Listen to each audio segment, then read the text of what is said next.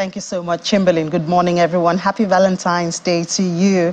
Just before we get into that Valentine's mood, let's do some business. Beginning with global oil prices. It slipped in Asian trade on Wednesday after a U.S. industry group reported crude stocks rose more than expected last week. And as investors reined in expectations for interest rate cuts by the United States Federal Reserve, Brent futures fell 11 cents. That's about 0.13% to $82.66 a barrel, while U.S. West Texas Intermediate crude futures fell 3 cents to $77.84 a barrel. U.S. crude oil inventories rose 8.52 million barrels in the week ended February the 9th. That's according to market sources citing American Petroleum Institute figures that was released. The build was much bigger than the 2.6 million barrels increase that analysts had expected. With expectations of rate cuts pushed out, the dollar rose to a 3-month peak. A stronger dollar typically weighs on the demand for oil among buyers that are paying with other currencies. Still in the global space, Chicago soybean futures fell to a 3-year low on Wednesday due to plentiful supply and a strengthening U.S. dollar that made U.S. grains less attractive to importers. Corn futures also edged lower with the market well supplied, while wheat slipped amid pressure from declining Russian grain prices. The most active soybean contract on the Chicago Board of Trade was down 0.7% at $11.78 for a quarter of a bushel after touching $11.77. That was the lowest since December 2020. CBOT corn also fell 0.3% to $4.29 for half a bushel, trading close to a 3-year low of $4.28 that it reached on Monday and last week, Friday. Wheat dipped 0.4% to $5.95 for a quarter of a bushel. That's some distance above last September's 3-year low of $5.40. Once again, the U.S. dollar strengthened sharply on Tuesday, rising to a 3-month high against the basket of major currencies after data showed that higher than expected U.S. inflation in January. Cheap and plentiful Brazilian soybeans and Russian wheat were already pushing down U.S. exports and pressuring prices. The corn market is also well supplied at this time after a record U.S. harvests. Let's come back home now to Nigeria. The International Monetary Fund has asked the federal government to completely phase out fuel and electricity subsidies. The IMF, in its recent report, highlights that the federal government, among other measures, such as release of grains, provision of subsidized fertilizers to ease impact of galloping inflation, has also capped retail fuel and electricity prices. This, according to the IMF, implies a partial reversal of fuel subsidy removal, which President Bola Tinubu announced to end on May the 29th, 2023. The pump price of petrol in the country has remained steady despite fluctuation in prices of crude oil in the global markets. So you want to know more about this, you can join us at 1 p.m. for Business Incorporated. We'll be discussing it. But even before that, there's been reactions, obviously, following this. And one of those reactions has come from Senior Advocate of Nigeria, Mr. Femi Falana. He tackled the IMF over the advice to stop meddling and asked them to stop meddling in the running of affairs of the country.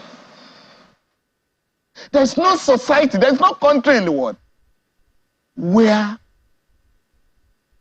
government does not subsidize one product or the other, even in the most advanced capitalist societies. And that is why Nigerians must now begin to ask the government to discard and jettison the deleterious programs and policies of the IMF and World Bank. Because just yesterday, the IMF was asking the government to remove first subsidy in its entirety and also increase electricity tariff. Whereas the government had told the nation and the IMF and World Bank, come, the political atmosphere in the country is not conducive to electricity tariff because our people are suffering. The government is subsidizing the discourse. The only economic body recognized by the Constitution to advise the president is the National Economic Council, headed by the Vice President. And that body is peopled by the governors, the governor of the central bank, state governors, the governor of the central bank, the minister of finance. So why has that body abdicated its responsibility to the IMF and World Bank? The report of the 2020 report of the Auditor General of the Federation presented to the, sent to the National Assembly last November. That report is saying that the $3.5 billion, the loan of $3.5 billion taken by Nigeria from the IMF cannot be located. That is what the report is saying. The IMF should be interested in that, because we are required to pay the loan in 4 years, between 2023 and 2027. So the IMF should be interested in that and stop mounting pressure on the government to multiply the hardship of Nigeria. And Nigerian, the government must summon the courage to tell this institution to mind their business and allow our country to be run in the interest of our country. That was Mr. Femi Falana on our sister program, Politics Today, last night. As I said earlier, 1 p.m., the Joiners on Business Incorporated will be dissecting the views of the IMF and, of course, getting reactions and some of the possible impacts of that. Now, moving on to attracting investment into the Nigerian space, NIDCOM is collaborating with the Ministry of Industry, Trade and Investment. Yesterday, they signed that partnership and they agreed to form a platform that will make it easier for those in diaspora to send in their investment into the country. The continuous migration of Nigerians to countries perceived as greener pastures does not have to be to the detriment of the economy. The Nigerians in Diaspora Commission boss, Mrs. Abike Dabri-Erewa, says that this group of Nigerians have already started investing in ICT, agriculture, education, among others. However, the opportunities have not been maximized because of a missing platform. So, Honourable Minister, a few demands or a few requests we're making to you. Number one is that we need to have a diaspora desk in the Ministry of Trade and Investments. We have a diaspora policy that actually says that MDAs that are relevant to what we're doing should have a diaspora desk. So we're hoping that under your leadership, we have that diaspora desk as a focal point for everything diaspora investment that will be happening in Nigeria. Honourable Minister, I tell you, you'll be very proud of what Nigerians in the diaspora have been doing and will continue to do. The request seems to be in line with existing plans of the Ministry of Industry, Trade and Investment. What you said, everything you described is also in line with our own investment initiatives and policies. And we want to assure you that we will work collaboratively together. We will do all that we can. In fact, we might even be tired of us because, we are like charging, and for us, all we're thinking is how do you turn around this economy? The hardship is biting. People are feeling every single thing, and we knew we were going to be here. We did not inherit the robust economy. We knew what we inherited, but it was a promise that brought us here. With about 14 Nigerians holding political offices in the United States alone, a Nigerian recognized as the richest immigrant in the United States, also among other parts of the world. Honorable Erewa and Dr. Anite believe that this cooperation holds a huge potential to contribute to both investment and diaspora remittances into the country. Certainly wish them the best in that partnership. A lot of potentials outside the country, and Japa doesn't have to be a negative thing.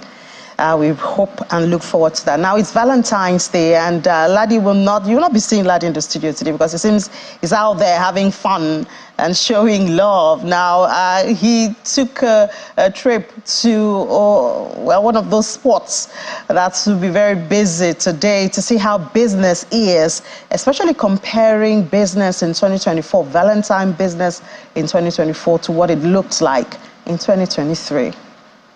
Valentine's Day, lovers globally are celebrating today. It's time for you to take that significant other out find ways to show them love, at this time. But with the cost of living crisis, food inflation over 33%, definitely is getting really expensive to show love. So I'm going to be speaking with a restaurant owner. That's the owner of Koa Lagos, Temitope Akogo. She's going to be telling me all about Valentine spending, what to expect compared to the same period last year. All right, let's go. Mrs. Temitope Akogo is a 29-year-old multifaceted entrepreneur with a passion for driving social change through enterprise. I and Temitope sat down to get a feel of what businesses expect this Valentine. Thanks for coming, and I'm excited about this chat. In terms of this year, we have a couple of reservations, and we're still looking forward to some last-minute ones.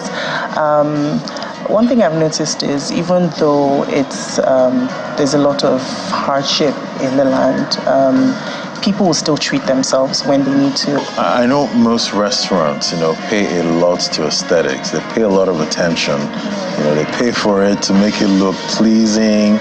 And at the end of the day, you find some customers are attracted to whatever, aesthetics you have. And sometimes some just want to come take pictures. There's a gap in the market for things like this in this area. You see things like this mostly on the island. And there was definitely a need for something like this to come to the mainland, because there are lots of places you can just go and eat, but they're not necessarily like celebratory places. They don't look that nice for photos and all. And let's be honest, it's nice to be in a space that is cozy and beautiful. But the challenge comes when people just want to take photos. We have some people that come and just order a drink, and they can be here for hours, just taking pictures, moving around, from one place to the other, one table to the other, messing up our cutlery, making us rewash stuff. But I was speaking to my dad yesterday, and he told me something that the last thing people want to cut off is their enjoyment. So I think we're using that to console ourselves even in these hard times. So I know most restaurants, pay a lot to aesthetics. They pay a lot of attention. They pay for it to make it look pleasing. And at the end of the day, you find some customers are attracted to whatever, aesthetics you have. And sometimes some just want to come take pictures, just alone. How do you handle all of that? Okay. So I'm going to backtrack a bit. I actually used to live in England. When I moved back to Nigeria, that's when I decided to start this business. I did not know that there was such an epidemic of, people wanting to go out to take pictures. When we started this space, it was just to create a nice space for people to come and have a great time, for birthdays, anniversaries, date nights, things like that. Like I mentioned earlier, there's a gap in the market for things like this in this area. You see things like this mostly on the island. And there was definitely a need for something like this to come to the mainland, because there are lots of places you can just go and eat, but they're not necessarily like celebratory places. They don't look that nice for photos and all. And let's be honest, it's nice to be in a space that is cozy and beautiful. But the challenge comes when people just want to take photos. We have some people that come and just order a drink, and they can be here for hours, just taking pictures, moving around, from one place to the other, one table to the other, messing up our cutlery, making us rewash stuff. But what we've done now is to just put like a minimum spend in place, so that when people come, they know that it's not just a photo studio. All right, so definitely, looking at the business environment, the government definitely has a role to play in making it, conducive for the average business. Talk to me about what you'd like to see, from the government in terms of making, business easier, for you. This question, I don't know if I have any demands from the government, because I think we're just used to not really getting things that would help us. We pay all these taxes. I mean, there's VAT. Apart from VAT for restaurants and hotels, bars and event centers, there's something called consumption tax, which we're trying to get guests to understand. It's not us. The government requires that every restaurant pay 5% consumption tax, which is a lot, because VAT sounds like consumption tax. So we need to understand what these things are. If you're giving us these levies, then we should get something in return. And just, in the country in general, just maybe helping farmers and things like that, so that the cost of produce isn't so high. We know that there's so much insecurity, which is driving also, like, there's a global crisis in terms of food cost, right? But there's some things that the government can do to help so that we can at least breathe and eat. Food is not a luxury, it's a basic thing, right. So if the government can just have some interventions in place to help, like, farmers, and just maybe bring down the taxes. I know the subsidy will probably stay like this, but just help the people, basically. Right, so this table looks amazing. Like, it just feels like everything is here, at this point. So I'm gonna dig in now. I hope you don't get too hungry, at this point watching this. So I'm just gonna take a bite, get the sink in.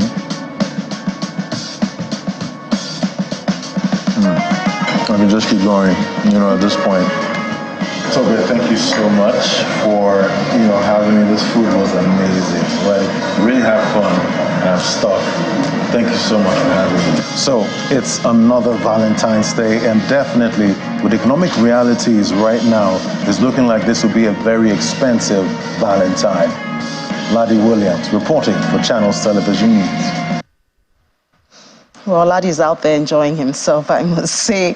But it doesn't have to be with your significant other. You show love to everyone. Show love to those, the motherless baby homes. Valentine's is a good excuse to do that if you haven't been doing it. So let's celebrate and share love this day and every day of our lives, I guess.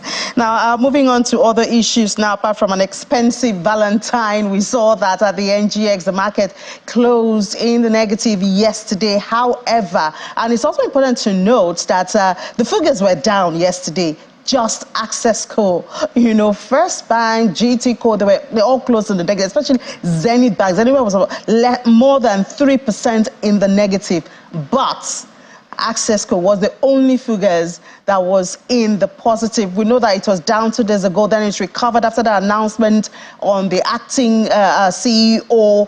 We wish her all the best, but it seems perhaps that's boosting investors' confidence. And so we saw that there was a lot of cherry picking on Access Co yesterday, bringing it up back to a positive trend. But that was not the biggest story yesterday. One of the biggest stories in the market environment was the CBN intervention in the market. Zenith Bank, Stanbic, Fidelity, Keystone, they bought about $5 million, each of them, from the Central Bank of Nigeria, and they got it at the rate of $1,490, between $1,490 and $1,499. A total of $41 million were sold to these banks yesterday. Let's find out what this means, and perhaps the liquidity. Obviously, liquidity should have been higher at the close of trade yesterday. Let's speak to Tobechukwu Ikpe, joining us for this. Now, hi, Tobe. Good morning. Good morning. Yeah, so tell us, what was the impact at the close of trade of this, the liquidity that the CBN sent into the market? So the impact that we saw yesterday was, this led to an appreciation in the FX rate, the Naira versus USD. Recall on Monday, the NAFEM rate, which is the fixing for the Naira against the greenback, closed at a high of 1,534. So yesterday, the CBN came in to intervene, as you said, and we saw the rates appreciate to 1,499 yesterday. So that's what we saw was the immediate impact of the intervention in the market by selling dollars to the banks. So when I saw the rates, between 1,490 and 1,499, I was thinking, I guess the gap between the parallel market and the official market has been bridged by now, if the central bank is giving the commercial banks at this rate. Yeah, so contrary to what we've seen in previous administrations, where when they intervene, when they used to do interventions back then, they did the interventions usually at a deep discount to where the market was ordinarily trading. What we've seen from this administration, this is their first intervention since they took over the management of the monetary policy of the country, and they sold their dollars at their first intervention around where markets was trading between 1,450 and 1,500. So they are committed to their word that they are unifying the FX market. There won't be wide arbitrage between the so-called official rate and any other rate out that you can get out there. They've said that banks can quote whatever rate they want to buy and sell. It's truly a willing buyer, willing seller market. CBN is also part of the market. They came in to intervene yesterday, and they did so at current market levels. So would this be a fair value of the Naira at this time? Would this be our reality? Speaking to the fair value of the Naira, that can only be determined by the dynamics of supply and demand. If the CBN has enacted several policies recently to drive that supply, because there's so much pent-up demand for US dollars in Nigeria, the turnover that from their policies led to an increase in turnover just last week. We saw over 2.11 billion in turnover. And the CBN governor himself said it that last week alone, over $1 billion of dollars came into the country from foreign investors. So yes, we've seen traction there. So the more the liquidity continues to come into the market, it will aid price discovery. And if the CBN is also consistent in these interventions to also supply dollars at the rate that markets can know that we can get at around this rate, it should lead to an appreciation of the greenback in the long run against the Naira. But isn't the constant intervention by the CBN equal to a depletion of our reserve? The IMF has already warned that we're going to lose about $8 billion. Isn't that what it means? And doesn't that also pose another set of risks to the country?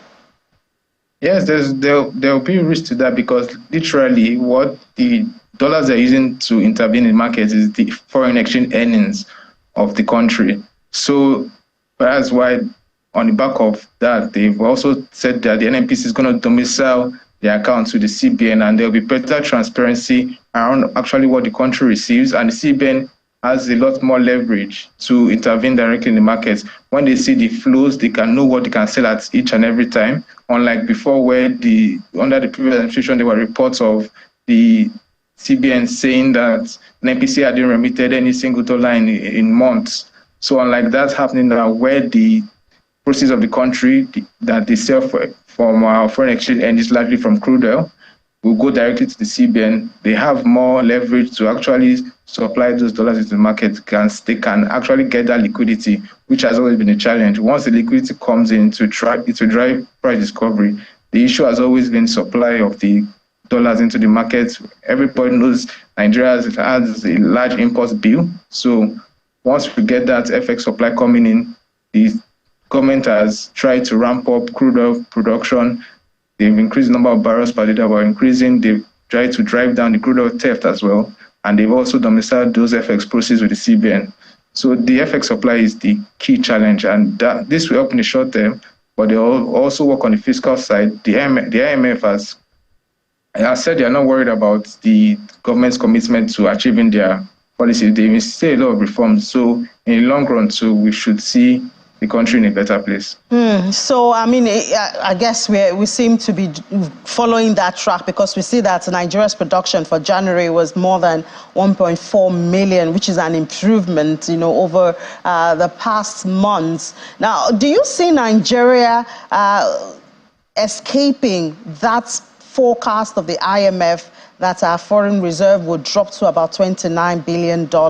Can we do away with that? Yeah, we can do away with that. The CBN has very brilliant people. I'm sure they always have different ways, different structures to raise funding for the country. There has been talks of the country tapping the Eurobond markets later in the year. We've seen successful Eurobond issuances from fellow sub-Saharan African countries that are not as strong as Nigeria in terms of the economy. We saw Kenya raise just last week $1.5 billion at the rate of 10% for 8 years. So Nigeria also as well can tap the Eurobond market to show up its FX reserves. We saw Ivory Coast and Benin Republic also raise dollars at single-digit levels also. So there are ways that they think about to raise funding for the country so that our FX reserves won't drop to precipitous levels. All right, thank you so much for sharing your thoughts and morning with us this morning. Mr. Tobechukwu Ikpe, fixed income dealer with Access Bank. Thank you for having me. All right, now staying with the markets now, let's just give you some numbers from how the markets closed yesterday. I'd already said that the oil share was down yesterday, 0.33% at 101,707.70. Equities cap is still around 55 trillion. We're still looking safe there, 55.652 trillion. Activity was mixed. Volume was 261.19 million. Value 4.30 billion. Deals 8,614. Top trades for yesterday was Veris Cap, UBA, and Fidelity. Now, in the unlisted market, we had negative also. That's a smaller market of the NGX. 0.25% is what it closed with down. Activity was also mixed, even though stocks traded with just 5, unchanged from the previous day. And of course, we had a lot of activities from the fixed income market. We do more of this at 1 p.m. during Business Incorporated. Remember, we do have that conversation for you about the recent perspectives of the IMF and what it could possibly do if adopted and if not adopted. You want to join us for that? Also, we'll be speaking to the Senior Special Assistant to the President on Job Creation and MSMEs. Those federal government interventions, what impact have they had so far? Please don't miss Business Incorporated at 1 p.m. I'll be back by then. But for now, it's back to the Sunrise Daily team.